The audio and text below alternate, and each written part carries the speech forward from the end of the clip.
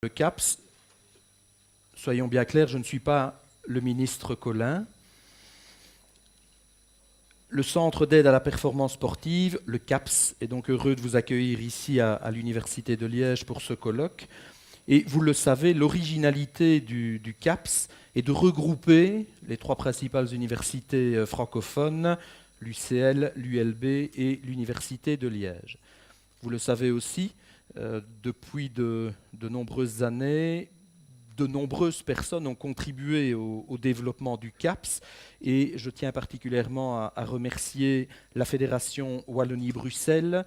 Monsieur le ministre et ses représentants ont été empêchés, la période est un petit peu agitée, chacun le sait. Je remercie, et quand on remercie, on oublie toujours quelqu'un. Je tiens quand même à souligner toute l'action développée par Marc Jean-Moi dans le développement du CAPS, les autorités de l'ADEPS, la direction générale au sport, personne n'oubliera Guy Namuroy. Les universités ont également largement contribué au développement du CAPS et c'est vrai qu'à l'Université de Liège, nos autorités ont été particulièrement sensibles au développement du laboratoire d'analyse du mouvement humain.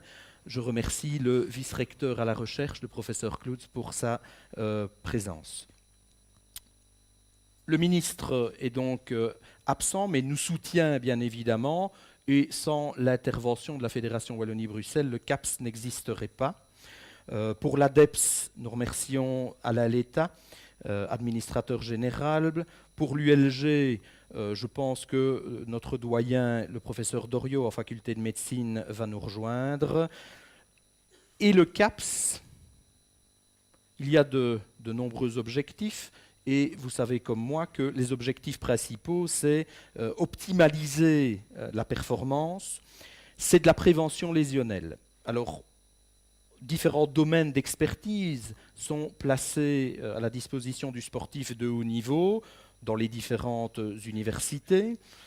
Notre mission, en réalité, est double et complémentaire. Il y a bien sûr offrir les services qui sont énoncés sur la diapositive aux sportifs de haut niveau. J'y ajoute la prévention lésionnelle. Et puis nous avons aussi pour mission de développer des activités de recherche.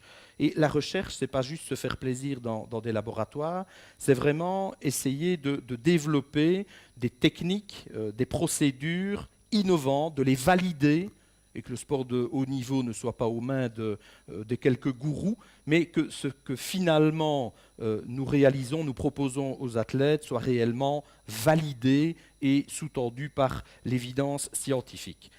Le développement de ces connaissances scientifiques fait partie de nos missions au niveau du CAPS. De nombreux sportifs bénéficient de tests au sein du CAPS, et soyons très clairs, notre discours ne sera pas de dire que tous les sportifs doivent réaliser tous les tests proposés.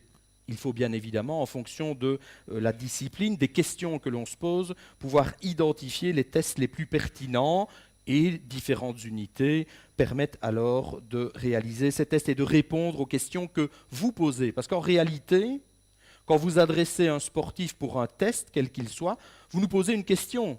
A-t-il un statut normal, oui ou non ? Quels sont les paramètres qui pourraient être corrigés ou améliorés? Et donc, il y a une interaction avec l'entraîneur, le préparateur physique, fréquemment. Notre discours n'est pas de dire que tous les sportifs doivent réaliser tous les tests. Mais, à contrario, nous devons reconnaître que certaines collaborations doivent encore être optimalisées. De notre côté, parfois, nous sommes au regret de nous dire « Tiens, c'est dommage que tel sportif ou telle discipline ne réalise pas le test ».